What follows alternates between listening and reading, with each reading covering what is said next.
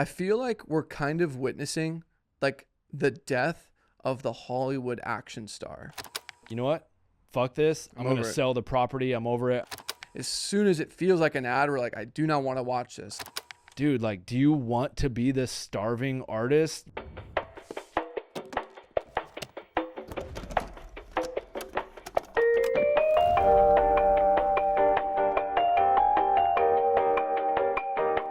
All right, welcome back to another episode of the No Late Fees podcast. I think today, I don't know, we were kind of riffing because we just shot a short film about a week ago, and being in film production mode in LA just really had us thinking about like the current state of the film industry, maybe as a whole, but maybe more like zoomed into Los Angeles because we have our film studios here. I live here. You used to live here.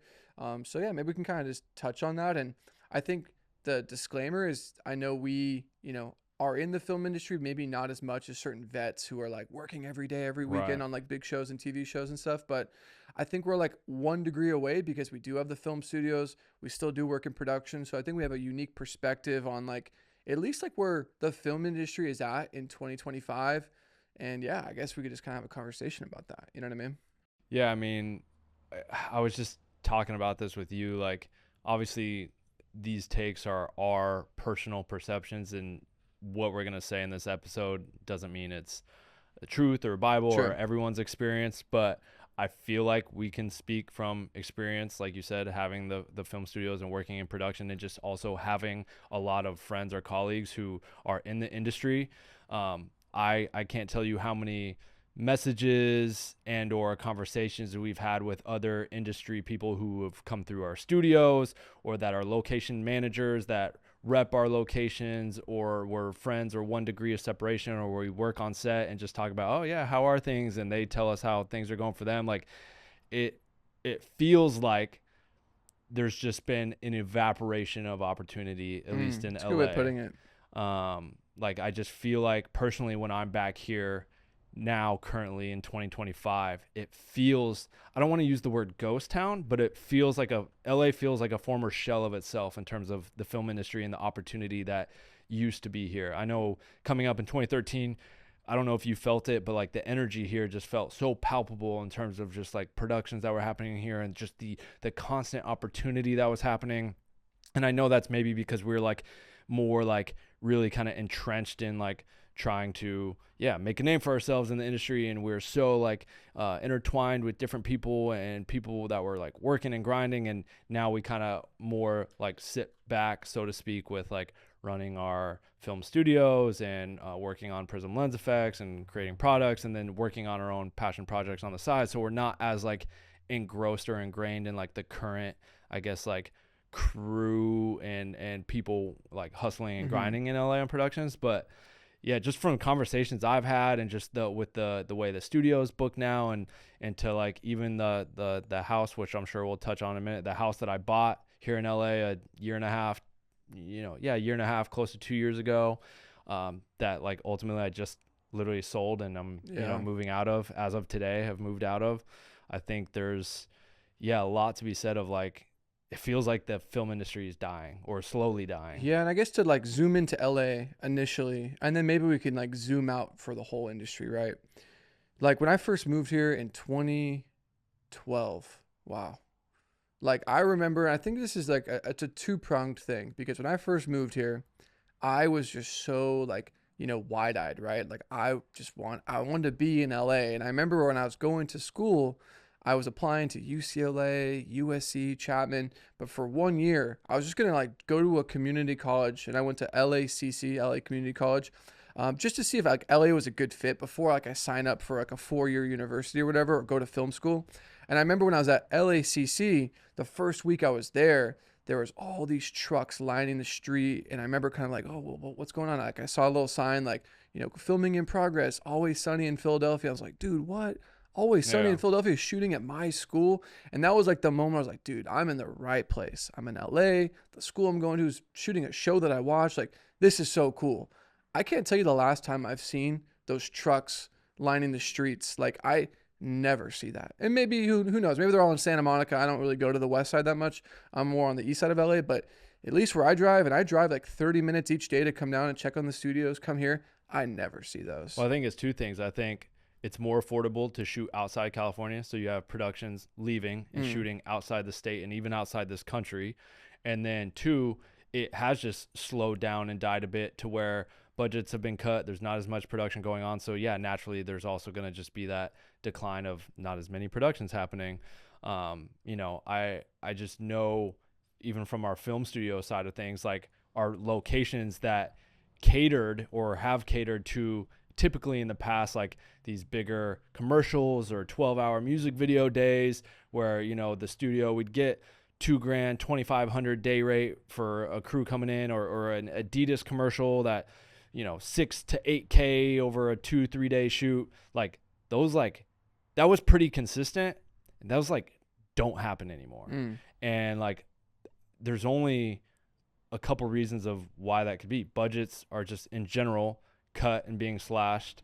And two, like maybe the majority of those productions that would happen, or maybe there was more of those happening, years ago, are now like, in Atlanta, or like, Nick, what were you saying? Like, where are some of the countries that are Vancouver and Canada, Bulgaria, like just you have so many productions moving. And I have even like I said, a couple friends that are DPs. One guy that even owns like the Cinemilled guy. Just the conversations I've had with them where they're like working these either dog shit DP rates, just trying to find some work. Like I know Will has been like, I'm like working on an indie feature for 15 days at like $250 a day. But he's like, I got to take it because there's nothing happening right now. For sure. And then, some of these other friends and colleagues, like, picking up, and literally I've had a number of people either move out of state or move to Arizona, or ask me like, hey, should I move to Arizona? Like, I know you live there. Like, is the studios doing good out there? Do you have work out there? And so, I mean, Ben moved out there, Ben right? moved out there. I've had a number of people even that I've worked with years past on like different TV shows and whatnot, like the Long Beach Poly doc. One of the, I think he was like the AC cam op and AC, like he moved to Arizona over the last few years because he's just like, just the cost of living here is so expensive. And so he was just like, I got to find a more affordable place to live. And just trying to like cut down on those, like the overhead and expenses of just their daily life too. I think it's another variable as well. And I think we can also relate to it in owning our own businesses.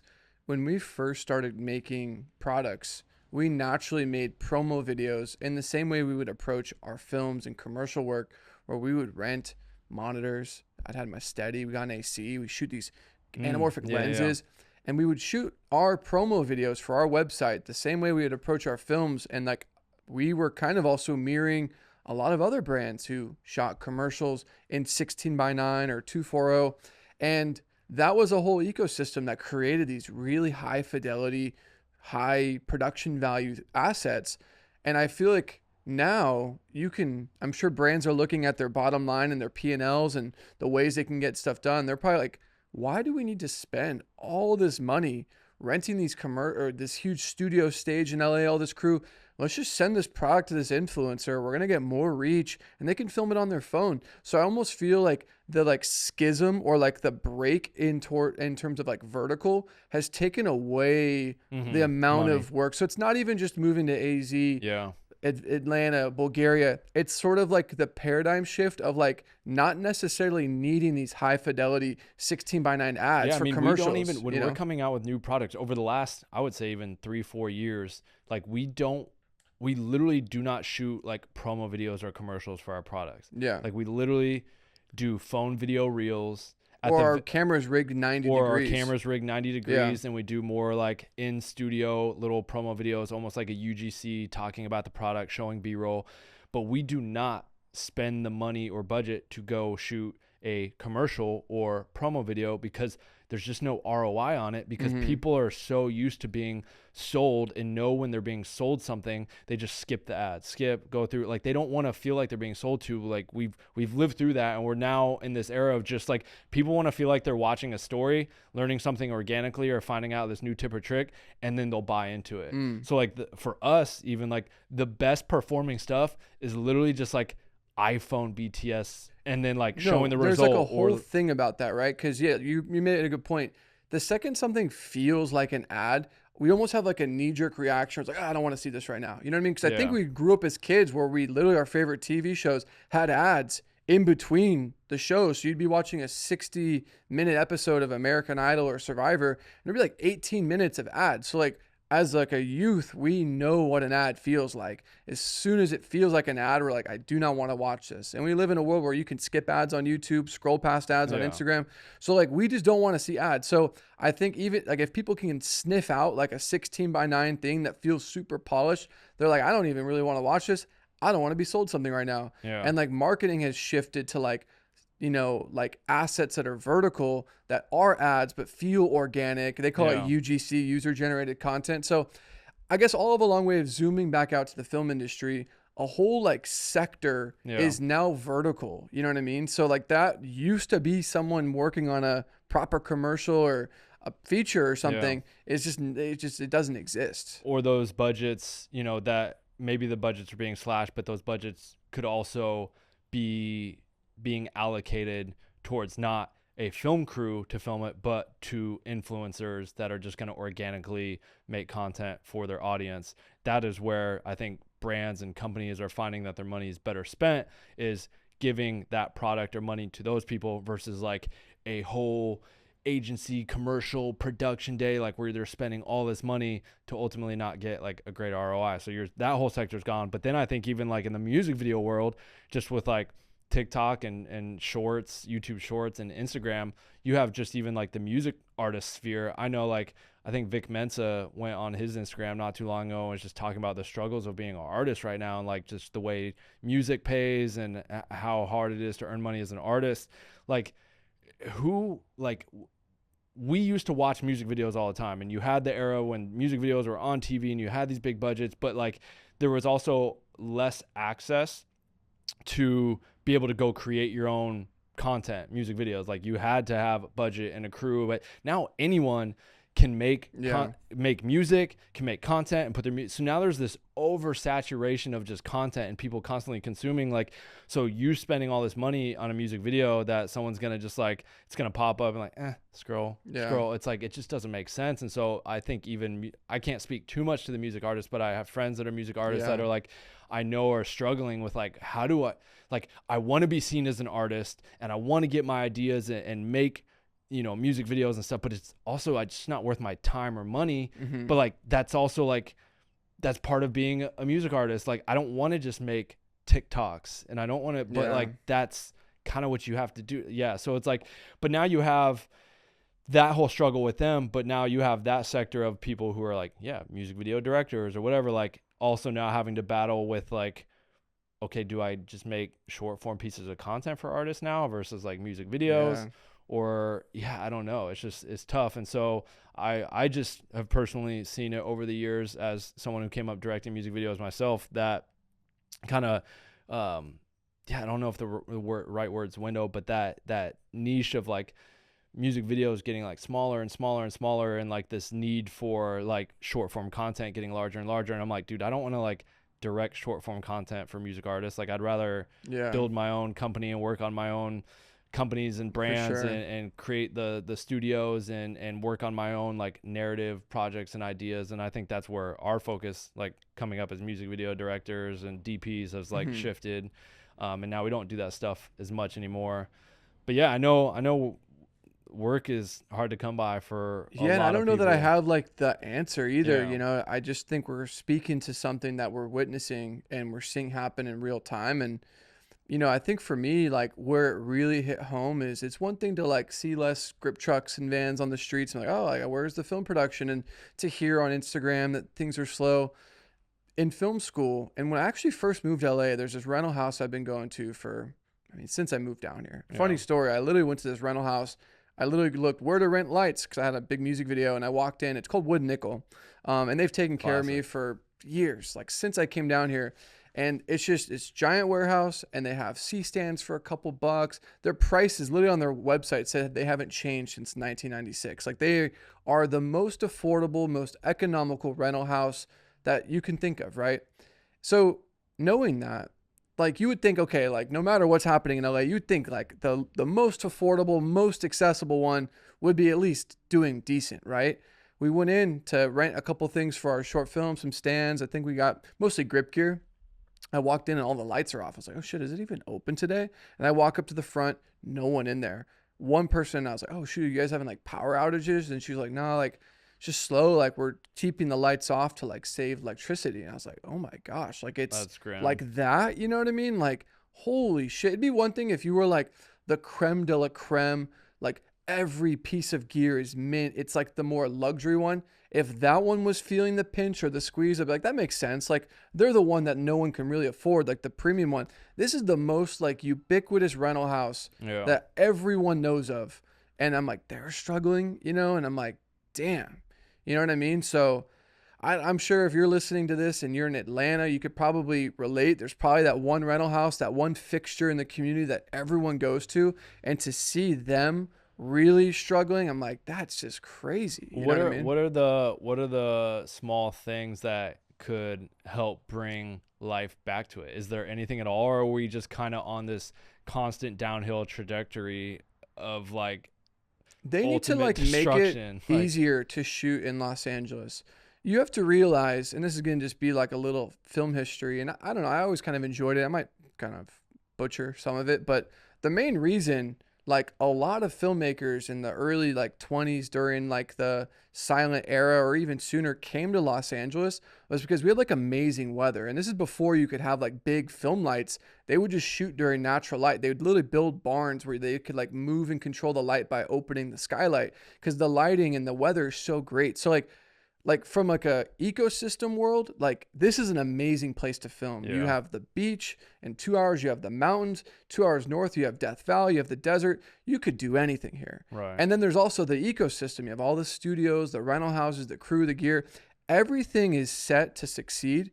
I just think like the bureaucracy of the way California unfortunately is being Yeah. run in that sector with Film LA, permitting, incentives, it is driving the people who have money can get more in front of the camera if they go elsewhere, which is a shame. It's Well, a real shame. I think you're spot on with that. But then to further echo that, I think a lot of the bureaucracy is also driving businesses out. You know what I mean? Like, I mean, I could speak to that with my own film studio, the Eclectic West.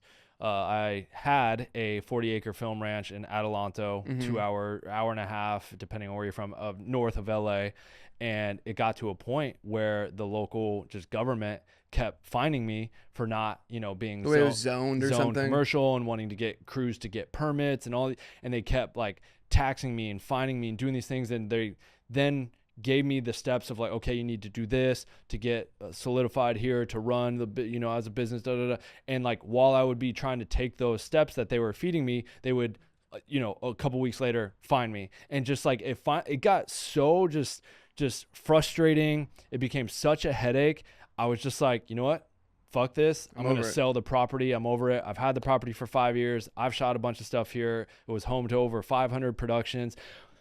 But it's time to go. Yeah. I can't deal with this anymore. And it's sad because California drove what was this really cool film location and business for all ranges of production, specifically, low indie budget filmmakers, photographers, to have a really cool place to shoot that didn't have a lot of red tape. It gave them access to like a really cool spot. And now that's gone because of the bureaucracy and them driving me out. It's really sad. And look, I live in California, born and raised in Northern California, live in Southern California in Pasadena.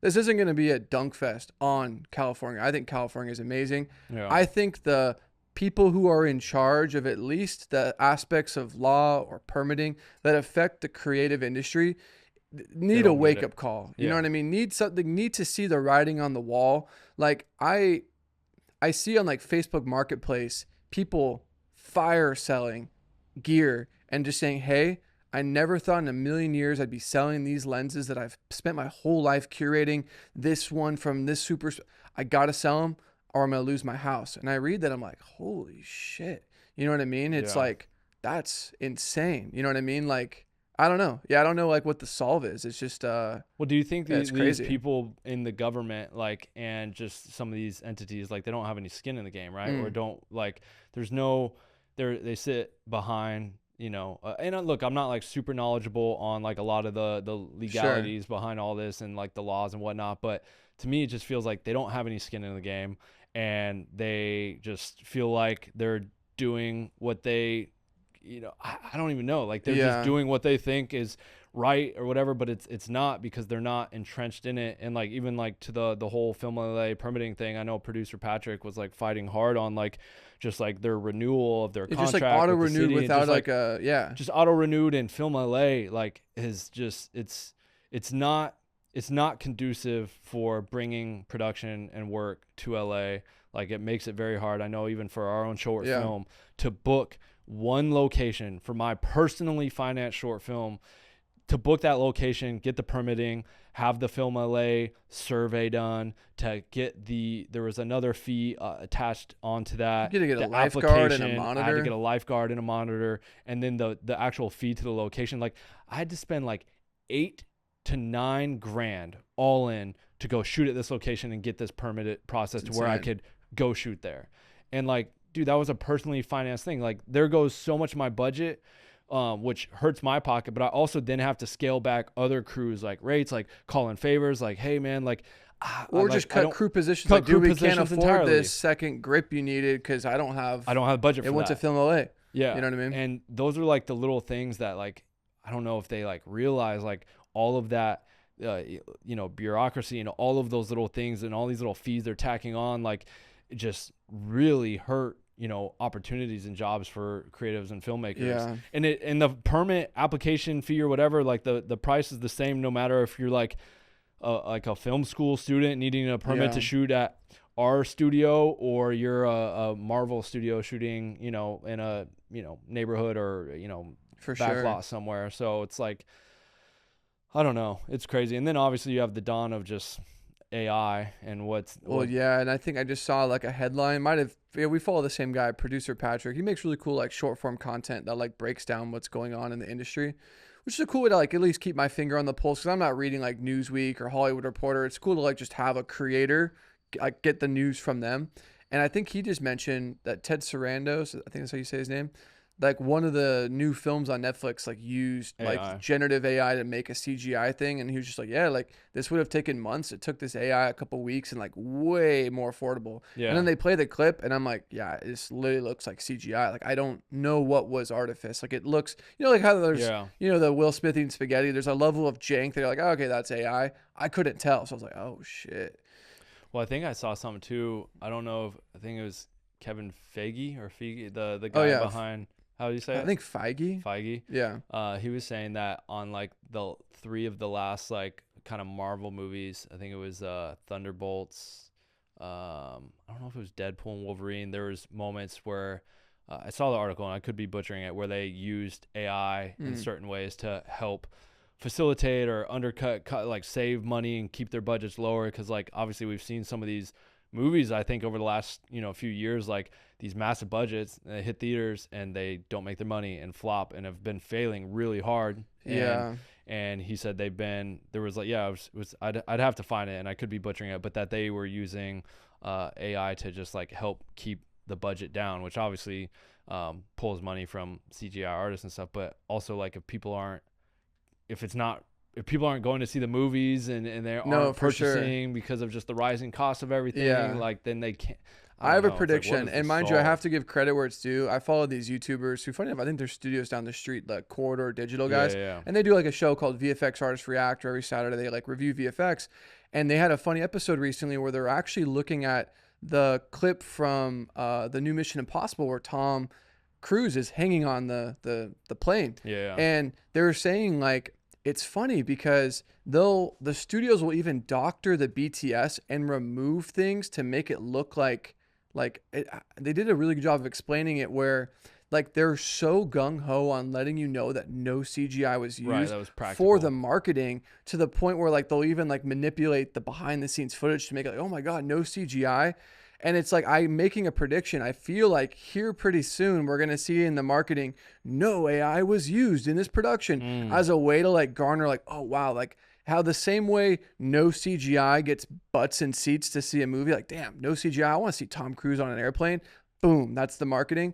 I guarantee you there will be a moment like no AI was used on this film. It'll be like, dude, a real movie? Let's go see a real, Yeah. like, bro, I don't think you're wrong at I all. think that's going to be crazy. You know what I mean? I don't think you're wrong at all, because like just with the way that people want to, obviously you have people within the film industry and the creative industry that like when people use AI like are like unfollowing those people or shunning them or like losing respect. Like Yeah. you're gonna have those people that want to support like practically done things that aren't using AI, and like that will absolutely become a marketing ploy for getting people's butts in seats to go see a movie or a project. 100%.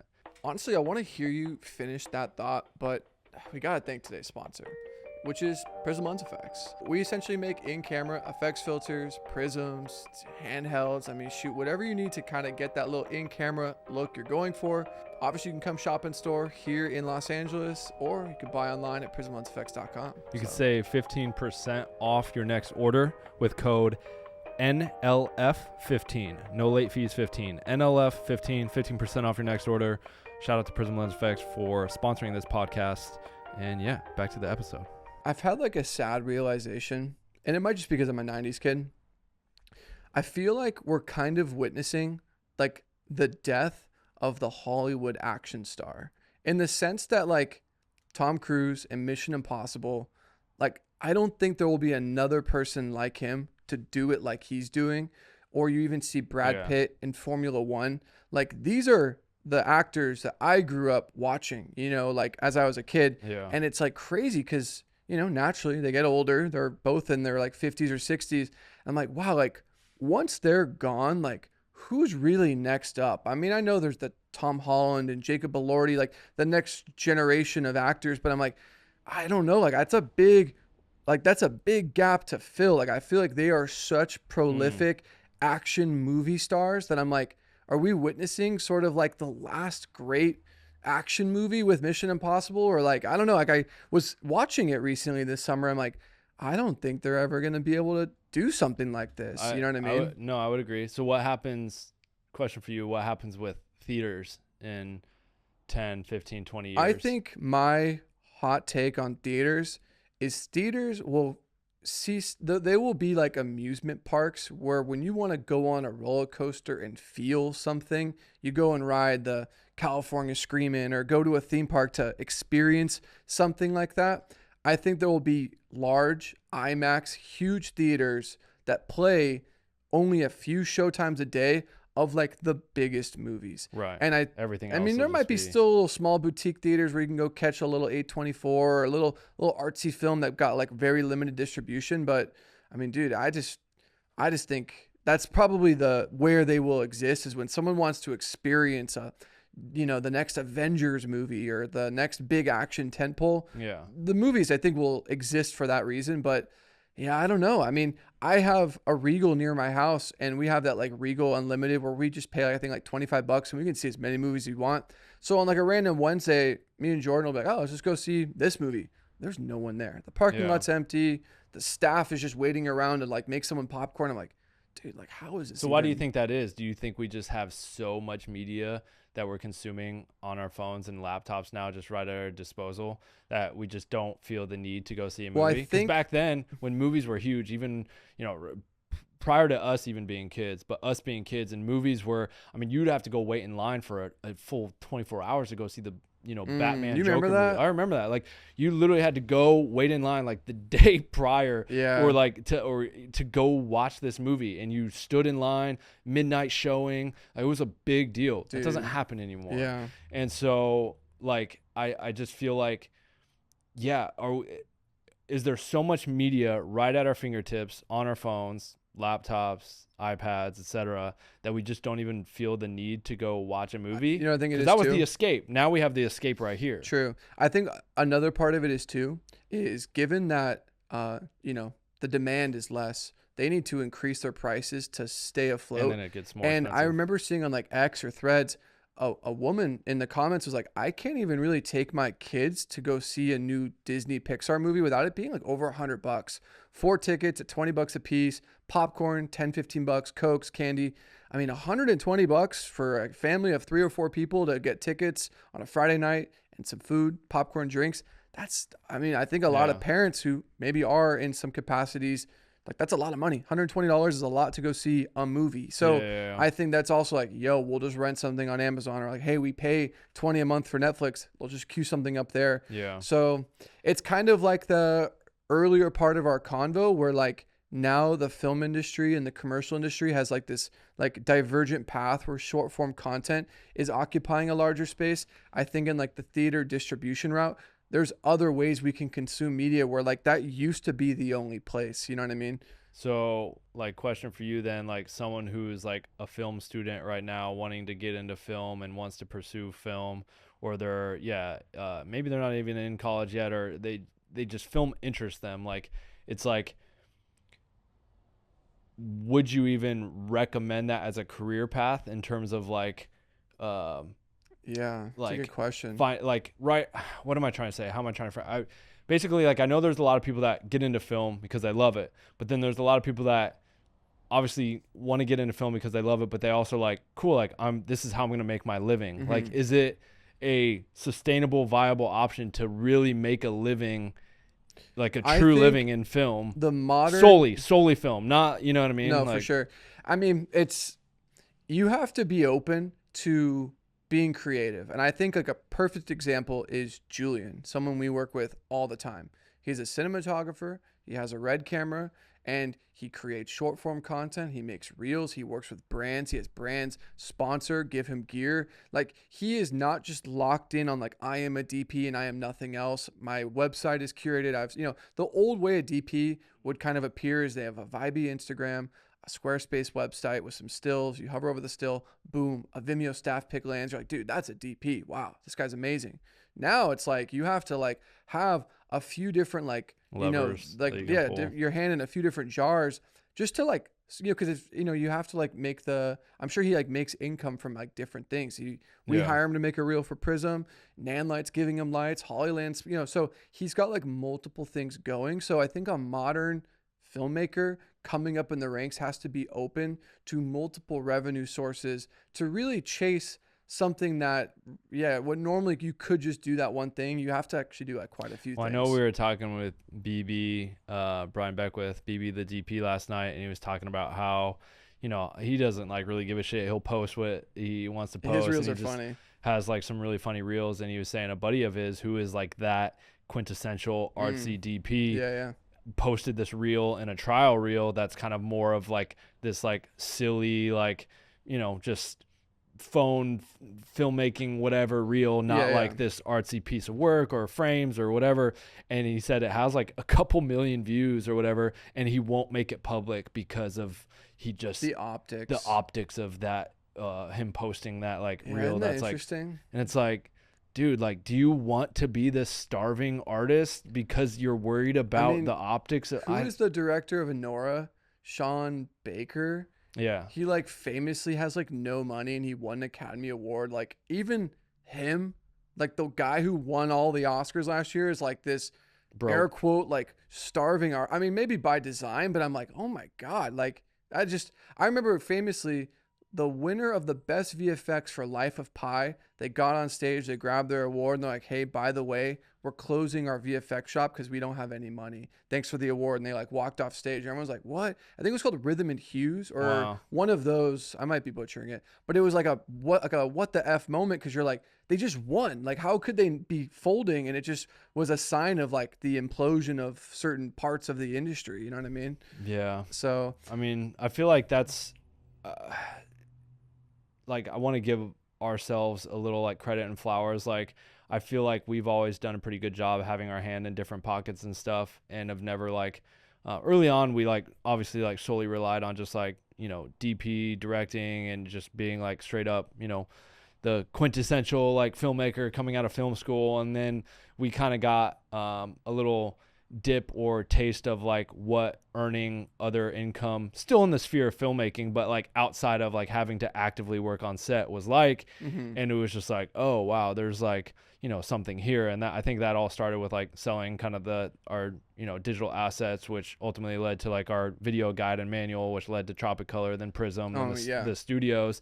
And I think at least for us, we look at that stuff as just another creative arm of the filmmaking world. Like, and I feel like that's what some people just need to maybe like understand and realize is like, just because you maybe venture off and do this other thing doesn't make you any less of like a filmmaker or a DP or whatever it is. Mm-hmm. Like, you're still that thing, but you can go do this other thing and make extra money or make a living and be more than, I don't know, just the DP that posts vibey frames. Yeah, And I just I think you think have to in adjust. 20, like, you just, how long can you do that just moving forward in 2025 and beyond?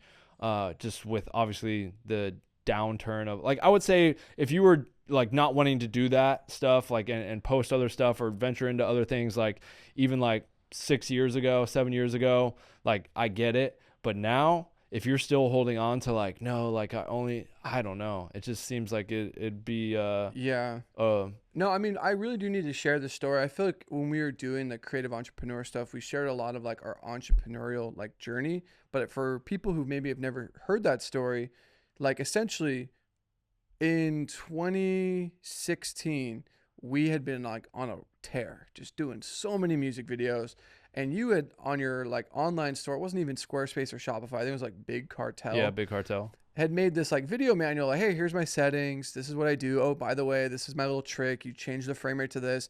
And me and you, like, mind you, had just done this giant tear of music videos, like freaking 200-300 over the last 5 or 6 years. And I was like, dude, let's make one of like all of our like tips, like an updated manual, but like I can imbue a lot of my cine stuff, we can talk, and literally we made that. And I remember we published it right around Christmas break.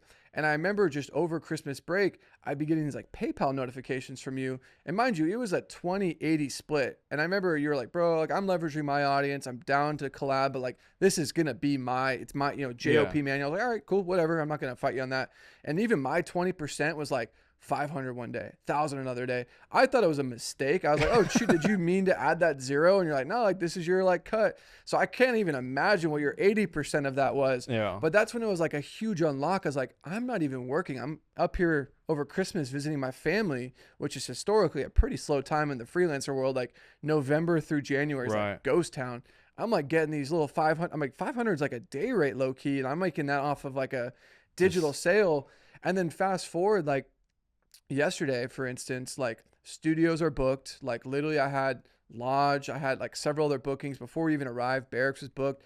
Like, so probably like a couple grand there. Literally, I logged into Shopify last night as we're ripping and running, doing product shots, like almost a $10,000 day. I'm like, dude, we're not on set, grinding, sweating, literally hustling. I mean, yeah. hustling in a different way, but I'm like, dude, I'm so like blessed that we discovered this like alternative way to make money in a unique time where Yeah. the old ways of making money are you exchange your time and your skill for a day rate. You exchange 12 hours and your knowledge as a cinematographer for X, and that only happens when you're asked to do that thing. So to create this separate thing that's not tied to time, you could be asleep at 2 in the morning and get a download from Tropic Color for $600 because they wanted to buy your whole store, and you wake up, you're like, dude, I made $600 at 2 in the morning. Like, that is the craziest unlock. And I think I'd really challenge anyone, if they really do want to be a cinematographer, explore making lighting breakdowns that you could sell on Patreon, LUTs for your Airy camera. Like,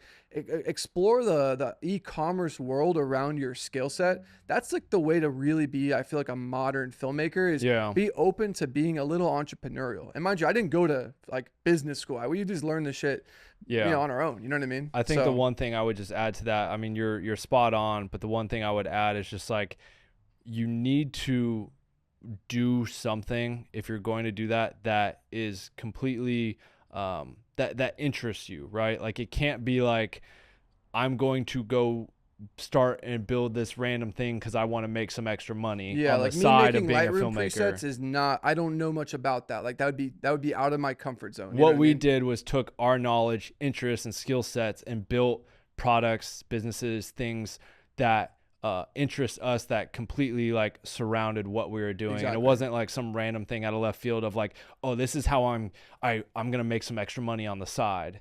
You know what I mean? Yeah. It was a direct correlation with what we were already doing. Like, cool, we're shooting music videos. Let's open a location where we can shoot those music videos, but other people can rent them out. Boom. It's like, oh, we're already coloring and creating these effects ourselves for editing these music videos. Let's also create more of those and sell those. Like Exactly. everything was like a direct, branch Adjacent. off adjacent. It wasn't like some random idea of like, this is how I'm going to make extra money on the And the side. times where we have tried to leap beyond our comfort zone, Yeah. it usually has failed. Yeah. Like Onset Pass, me and you, yes, filmmakers, yes, make videos for a living, but trying to make a streaming subscription SaaS business, never done it, didn't work. Because we weren't really able to, it was the natural progression of like, oh, like we already do this. It was too big of like a Yeah. leap into something that was too unknown. Yeah. And I really do think that was the main reason that didn't work is like the whole, I mean, bro, I remember running that subscription thing. We got like a random bill for like $10,000 because when you own an app, the app companies make you push out updates to everyone who owns an app. And to do that requires like a quarterly $10,000 bill or whatever, how many subscriptions you have. And I was like, what? This is like, what the, like, we Yeah. didn't know that. You know what I mean? So like Yeah. the more going into something where there's a lot of unknowns, it will likely cause you to fail eventually. You know what I mean? Well, and then especially if you're doing it with the intention of like, trying to make money first versus like this is something that we're truly like passionate about. As soon as it gets tough like that, or you're hit with that bill, or you're hit with a roadblock, or like, oh, how are we gonna figure this out? You're like, it's probably just easier if we just fold and close up shop and just focus on this over here. So especially when you have another thing that's like winning or is more fun. You know what I mean? and I feel like even like, I mean, maybe he would feel differently, but I know we've talked to BB, the DP, in the past. Like, I think we really set the ground for like filmmakers wanting to open their own film locations. Like, you could disagree with me if you want, but I truly believe like we set the grounds for that. And we've gotten countless messages to be like, I opened our first film location because of you and you guys and everything, like, love it, da da da. And like, I know BB and his business partner kind of like branched out and started like doing film locations, but like they ran into a bunch of issues. And I know to this day, I think we were talking with BB and they kind of like, I don't know, dissolved that or folded on I that. don't know the because full extent, but he did share like some pretty, like, he was like, dude, I can't do this. It was a lot. It was a lot. And like, he wanted to focus, and put his energy on like doing what he's great at, is being a DP and working those jobs and gigs, which he's phenomenal at. But like, it really needs to be something that you're like passionate about, and have like, be directly adjacent to what you're doing. Cause as soon as like that shit gets hard, and it will get hard, cause starting any sort of like business or side hustle requires your time, attention, dedication. And there will be moments of like, fuck, like, how do we figure this out?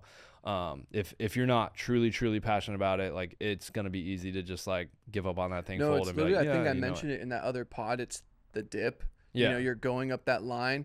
And then here's the thing, that the end goal is going to be amazing, but you have to go through that valley of suck. Yeah. And a lot of people don't make it out of that. But once you get out, figured out, boom, Prism. Well, we've done that with Prism. I mean, Prism started off this fun little side project, side hustle thing that was like directly related. We're making products for our own like music videos and stuff. And then there was these moments of like, naturally, where all of a sudden we're having to go through these real deep valleys of like. Let me explain how deep.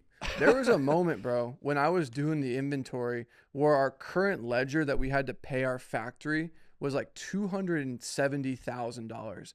And mind you, there was months where we're pulling in like 400K. So it was, but like seeing that balance due.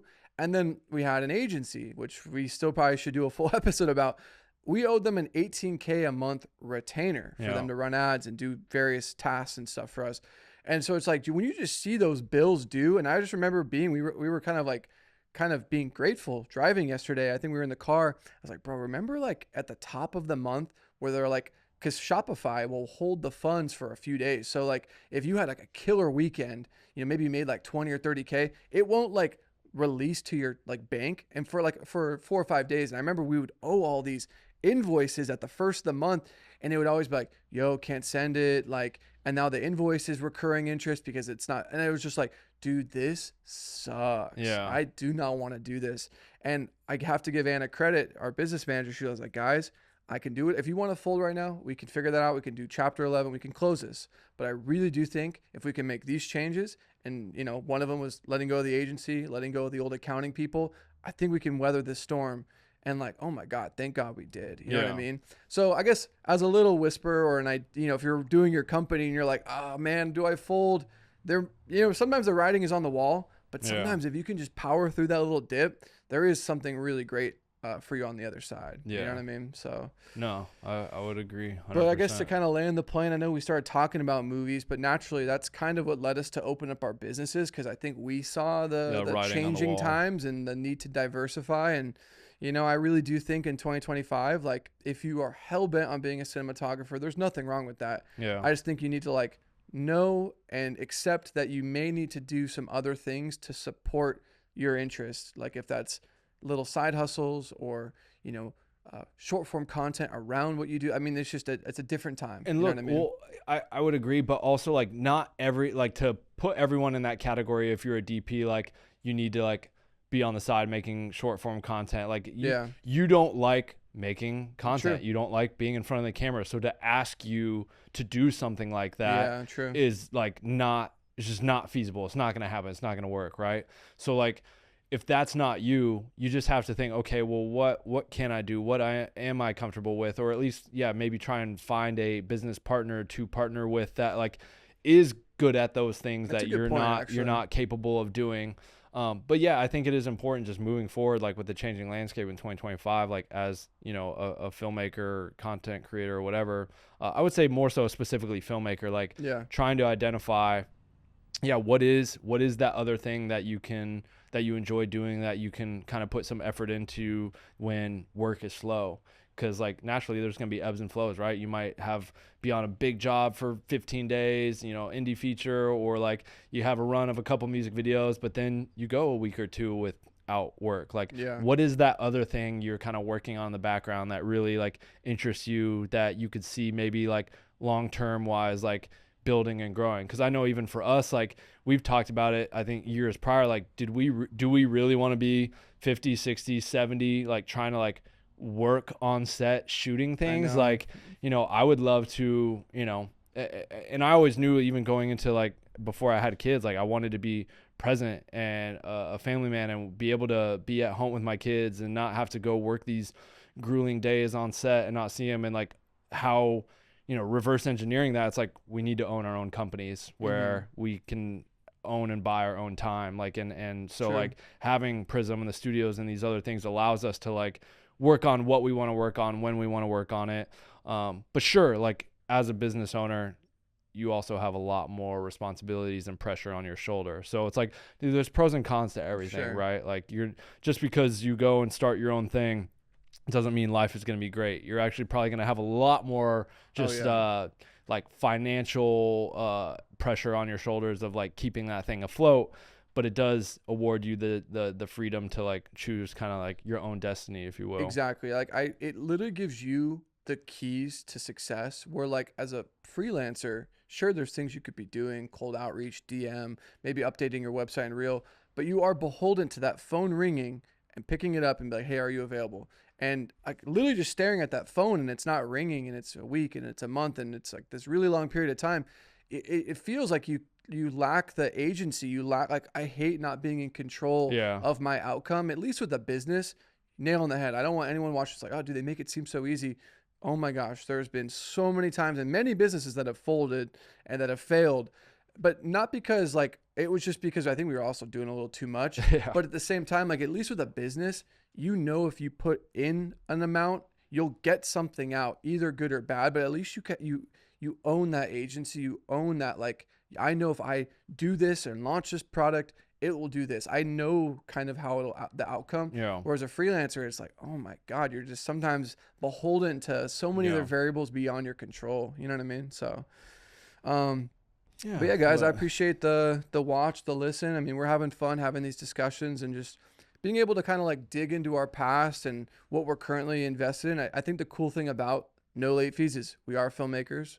We're also entrepreneurs. We own several businesses. So like a lot of these conversations about different topics like are kind of from a bunch of different lenses. It's not Yeah, like a, perspectives. yeah, I think offers a really interesting perspective. And I know the next batch of these episodes want to get some guests in here, but Yeah. yeah, I think we just want to get a little momentum, get the pod back up and running. And now that we have a good formula, and obviously you guys are enjoying it, I think the next turn is getting some of our friends and directors and getting new perspectives in this. Yeah, You I know mean, what I I mean? think that's what I'm excited for moving forward. It's like obviously like we could talk about anything Yeah. for, for days. We could talk about movies, we could talk about past business experiences, film projects, this or Yeah. that, but I think like the next part that I'm excited for this podcast is just bringing in the different people that we are connected with in the industry, because we have so many relationships all across the board, from people that are high up in companies that have started their own businesses, or that are CEOs of different film businesses.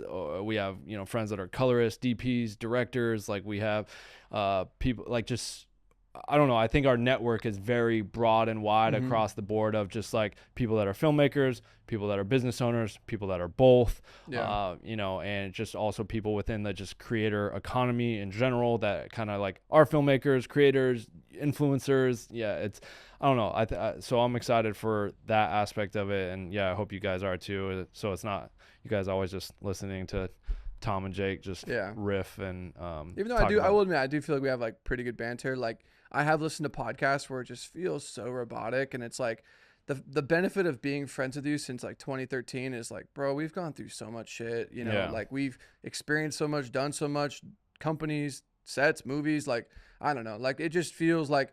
We chat a lot. You live in Arizona. I live here. There's a lot Yeah. of times I pick up the phone to like talk through a new product release. So we're always talking. So this does feel like just a natural progression of that. But no, I'm excited for the future of this pod. And yeah, thank you guys for watching, listening, and What guest should we get on? Like, if there's a guest or someone that you guys admire or watch or look up to, like throw their names that'd be cool. in the comments below, and we'll reach out to them and try and get people that you guys want to see on the podcast, not just people that Yeah. we feel like should be on here. So feel free to comment who you guys would like to see on the podcast so that we could reach out to those people. And again, because this podcast is for you guys, so yeah, let us know and we'll try and make it happen.